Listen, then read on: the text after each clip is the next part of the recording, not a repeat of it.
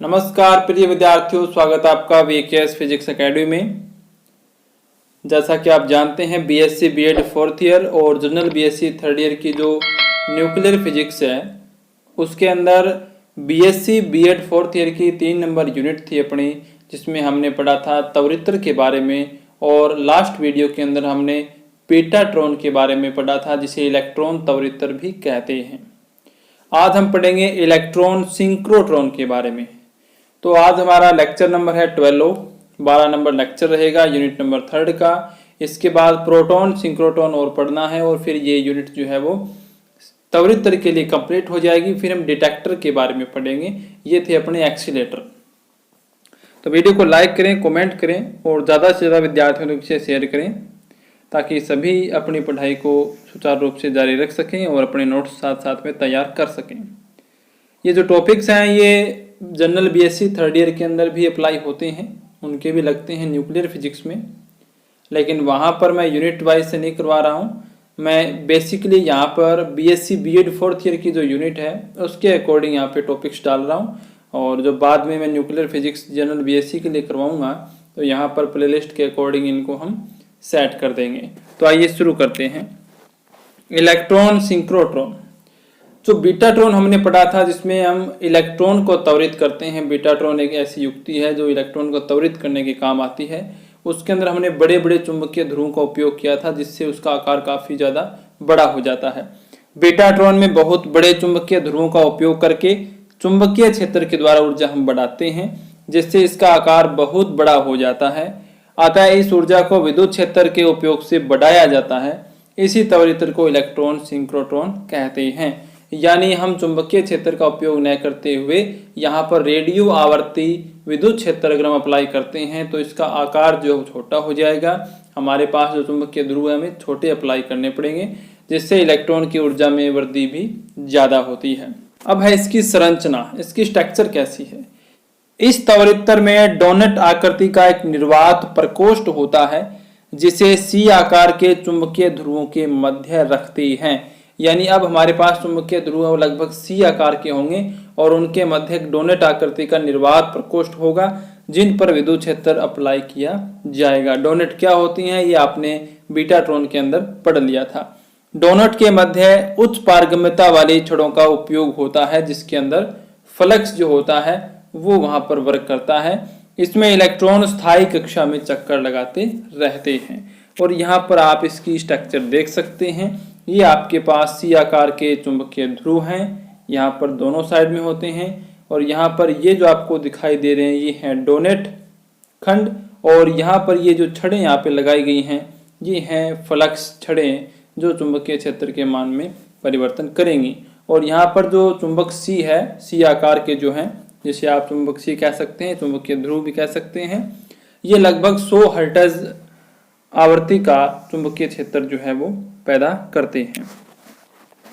इसके अलावा इलेक्ट्रॉनों की ऊर्जा वृद्धि करने के लिए डोनेट निर्वात कक्ष के अंदर समाक्षीय 2 अनुनाद कोटर भी रखते हैं, जिनके मध्य अपने रेडियो आवर्ती विद्युत क्षेत्र को अप्लाई करते हैं। तो यहाँ पर आप स्ट्रक्चर देख सकते हैं किस प्रकार से हम अप्लाई करेंगे। यहाँ पर एक डोनेट है, इस डोनेट के अंदर आप देख सकते हैं ये वाला जो हिस्सा है, इसमें इलेक्ट्रॉन गन से इलेक्ट्रॉन है वो प्रवेश करते हैं और लास्ट में यहाँ से निर्वात पंप की तरफ ये ओपन होता है। इसके अंदर जैसे ही इलेक्ट्रॉन प्रवेश करता है तो यहाँ पर आप देख सकते हैं इस प्रकार से रेडियो आवर्ती विद्युत क्षेत्र यहाँ पर अप्लाई किया गया है। और वृत्ताकार पथ में इलेक्ट्रॉन घूमता हुआ लास्ट में क्या करेगा, यहाँ इसके अंदर फ्लक्स छड़ें भी हैं जो क्या करती हैं, चुंबकीय फ्लक्स में परिवर्तन का काम करती हैं। इनसे क्या होता है, फ्लक्स छड़ें एक कंडीशन के बाद चुंबकीय क्षेत्र में वृद्धि को रोक देती हैं। तब विद्युत क्षेत्र से आप क्या करते हैं, इसकी ऊर्जा में वृद्धि कर सकते हैं। और लास्ट में यहाँ पर राउंड कंप्लीट करने के बाद यहाँ पर लक्ष्य जो है वो यहाँ पर आपको प्राप्त हो जाता है। अब इसको विस्तार से पढ़ते हैं। कार्य विधि इसकी क्या है। सर्वप्रथम इलेक्ट्रॉन को डोनेट में प्रवेश करवाते हैं, जिनकी ऊर्जा 50 से 150 किलो इलेक्ट्रॉन वोल्ट होती है। प्रवेश करने के बाद सी चुंबकीय ध्रुवों के कारण ये इलेक्ट्रॉन वृत्ताकार पथ में गति करते हैं। यानी जब उनमें प्रवेश कर जाएंगे तो वहां पर वृत्ताकार पथ में गति करने लग जाएंगे और चुंबकीय क्षेत्र का मान 0 से अधिकतम हो जाता है। तथा इलेक्ट्रॉन की ऊर्जा है वो 2 से 3 मेगा इलेक्ट्रॉन वोल्ट हो जाती है। इस अवस्था में इलेक्ट्रॉन का वेग लगभग 98 सी हो जाता है, यानी प्रकाश के वेग का 98% हो जाता है, और फ्लक्स छड़ें चुंबकीय क्षेत्र के कारण ऊर्जा में वृद्धि को रोक देती हैं। यानी जब इलेक्ट्रॉन का वेग प्रकाश के वेग का लगभग 98% हो जाए, उस टाइम पे फ्लक्स छड़ें जो हैं वो चुंबकीय क्षेत्र में ऊर्जा में वृद्धि जो है उनको रोक देती हैं। अब विद्युत क्षेत्र की आवृत्ति को इलेक्ट्रॉन की आवृत्ति के साथ समत्वरित करके, यानी दोनों की आवृत्ति को मैच करके, दोनों की आवृत्ति को इक्वल करके इलेक्ट्रॉन की ऊर्जा बढ़ाई जाती है, जो लगभग 1000 मेगा इलेक्ट्रॉन वोल्ट या 1 गीगा इलेक्ट्रॉन वोल्ट तक की होती है।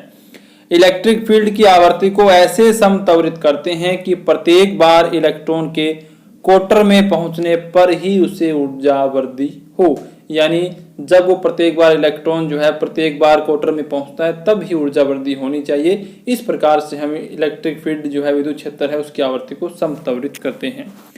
अगर ऊर्जा को बहुत ज्यादा बढ़ा दिया जाए तो विकिरण यानी रेडिएशन के कारण ऊर्जा वो पुनः कम हो जाएगी। यहाँ पर आप देख सकते हैं ये कार्यविधि थी और स्ट्रक्चर थी। अब हम इसके सिद्धांत थ्योरी की बात करते हैं, किस प्रकार से इसकी हम एनर्जी ज्ञात करेंगे। मुख्यतः अपने को एनर्जी ज्ञात करनी है और इसकी एनर्जी में रेडिएशन के कारण जो हानि होती है वो ज्ञात करनी है। सिद्धांत, जब इलेक्ट्रॉन का वेग 98 सी हो जाता है तब आप क्या करते हैं, इलेक्ट्रॉन के वेग को लगभग प्रकाश के वेग के बराबर लेते हैं। इसका मतलब हम ये कहेंगे कि सी वेग से गतिशील इलेक्ट्रॉन की वर्ताकार कक्ष में चक्रण आवृत्ति क्या होगी। तो जैसा कि आप जानते हैं आर ओमेगा बराबर होता है वी, ये आपने 11th क्लास में पढ़ लिया था, बेसिक प्रॉपर्टी है। अब यहाँ पर अपना आर जो है वो है आर नोट, यानी इस कंडीशन में आर जो है वो आर नोट है, इलेक्ट्रॉन की जो वर्ताकार पथ की त्रिज्या है वो आर नोट है, ओमेगा कोणीय आवर्ती यहाँ पर है या कोणीय वेग कह सकते हैं, और वी है रेखीय वेग। लेकिन इस कंडीशन में हमने v को क्या लिया है, c लिया है, तो c बराबर क्या हो जाएगा आर नॉट ओमेगा, और ओमेगा होता है 2 पाई न्यू के बराबर, यानी कि 2 पाई न्यू आवर्ती है न्यू।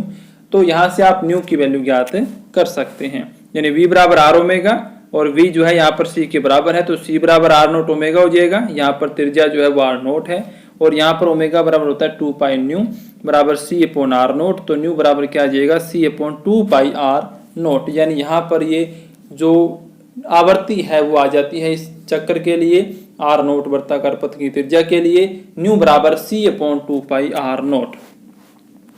आर नोट इलेक्ट्रॉन के पथ की त्रिज्या है और न्यू है आवर्ती। अब हम इसकी आवर्ती निकालेंगे तो न्यू बराबर कितना आएगा 3 गुणा 10 की पावर 8 अपॉन 2, पाई की वैल्यू 3.14 और आर नोट हमें पता नहीं है तो आर नोट का हम एज इट इज रखेंगे। इनको जब हम सोल्व करेंगे तो अपने पास आएगा 47.8 इंटू 10 की power 6 upon r naught hertz. ये आ गई न्यू की वैल्यू, इक्वेशन नंबर आ गई फर्स्ट। अब चुंबकीय क्षेत्र हेतु कोणीय आवृत्ति कितनी होती है, जो हमने साइक्लोट्रॉन के अंदर भी पढ़ी थी, बीटाट्रॉन में पढ़ी थी। ओमेगा बराबर एक फॉर्मूला होता है QB अपॉन M, और यहाँ पर Q जो है उसकी जगह हमें इलेक्ट्रॉन लेना है तो हम इसको लिखेंगे EB अपॉन M, और ओमेगा वैल्यू क्या है, ओमेगा की वैल्यू है 2 पाई न्यू, तो यहाँ पर हम न्यू की वैल्यू दोबारा से फाइंड करेंगे चुंबकीय क्षेत्र के लिए, EB अपॉन 2 पाई M, यहाँ पर B चुंबकीय क्षेत्र है। समीकरण नंबर आ गई 2। अब समीकरण 1 के अंदर भी हमारे पास न्यू की वैल्यू आई है और समीकरण नंबर 2 में भी न्यू की वैल्यू आ चुकी है। तो यहाँ से जब हमें समत्वरित करना है तो हम चुंबकीय क्षेत्र और विद्युत क्षेत्र की आवृत्ति को समत्वरित करते हैं, यानी दोनों को एक दूसरे के बराबर जब पुट करते हैं तो हमारे पास क्या आएगा, समत्वरित की स्थिति में यहाँ पर आप देख सकते हैं समान आवृत्ति रखने की शर्त, उसे हम कहते हैं समत्वरित। तो न्यू बराबर क्या था C upon 2 pi r naught, और यहाँ से अभी फॉर्मूला क्या ज्ञात किया चुंबकीय क्षेत्र के लिए EB अपॉन 2 पाई M, तो 2 पाई से 2 पाई यहाँ पे क्रॉस हो जाएगा, C अपॉन आर नोट बराबर बचेगा EB अपॉन M, और यहाँ पर आप देख सकते हैं M इंटू हो जाएगा C बराबर E आर नोट B, और M इंटू C यानी MC क्या होता है, संवेग होता है इलेक्ट्रॉन का, तो यहाँ पर आ जाएगा P बराबर E r naught B, equation number 3। तो यहाँ से एक संबंध तो हमने संवेग के लिए ज्ञात कर लिया।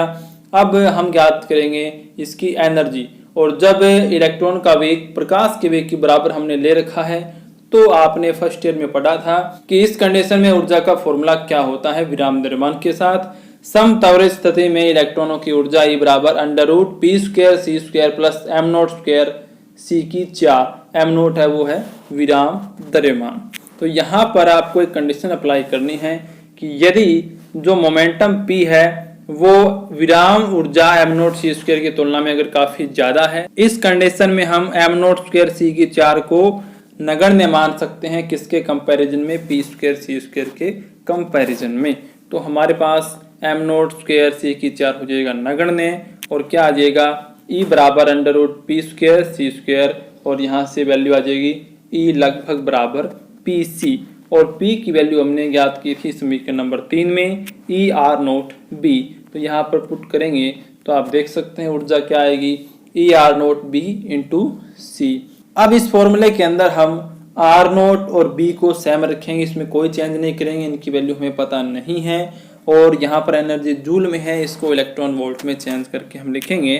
तो आप देख सकते हैं E की वैल्यू 1.6 × 10⁻⁹ इंटू C की वैल्यू आ जाएगी 10 × 10⁸ और यहाँ पर R0B जो है वो गलती से लिखा हुआ नहीं है, यहाँ पर रहेगा सेम, गुणा में रहेगा।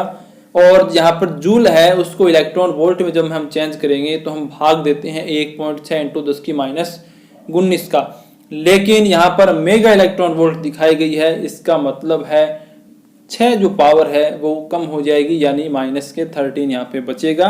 और इसको सोल्व करने के बाद इलेक्ट्रॉन की ऊर्जा जो है वो आएगी E बराबर 300 R0B मेगा इलेक्ट्रॉन वोल्ट। काफी इंपॉर्टेंट रिजल्ट है, इसको आप याद रखें। अगर क्वेश्चन के अंदर आपको R0 की वैल्यू दी जाए, B की वैल्यू दी जाए, तो आप ऊर्जा का मान ज्ञात कर सकते हैं। वर्ताकार पथ में गतिशील इलेक्ट्रॉन की ऊर्जा हानि कितनी होती है, उसके लिए फॉर्मूला यहाँ पे बताया गया है। ऊर्जा हानि डेल E बराबर 88.5 × 10⁻³ E⁴/R0 इलेक्ट्रॉन वोल्ट प्रति चक्कर, यानी इतनी ऊर्जा हानि पर चक्कर के अंदर होती है। लेकिन यहाँ पर आपको याद रखना है, यहाँ पर ऊर्जा E जो है वो गीगा इलेक्ट्रॉन वोल्ट में है, यानी 10⁹ इलेक्ट्रॉन वोल्ट, और R0 जो वर्ताकार पथ की त्रिज्या है वो है मीटर में। यहाँ पर आप सीधा रिलेशन देख सकते हैं ऊर्जा हानि का कि ऊर्जा की 4 घात के तो समानुपाती है, लेकिन वर्ताकार पथ की त्रिज्या के व्युत्क्रमानुपाती आता है। इस प्रकार से हमने देखा कि इलेक्ट्रॉन सिंक्रोट्रॉन किस प्रकार से वर्क करता है, उसमें ऊर्जा हानि किस प्रकार से होती है, और ऊर्जा जो है वो किन चीज़ों पे डिपेंड करती है, कौन कौन सी क्वांटिटीज पे डिपेंड करती है। मुख्य रूप से चुंबकीय क्षेत्र और वर्ताकार पथ की त्रिज्या के समानुपाती होती है। तो वीडियो अच्छी लगे तो लाइक करें, कमेंट करें और ज़्यादा से ज़्यादा विद्यार्थियों तक इसे शेयर करें। धन्यवाद।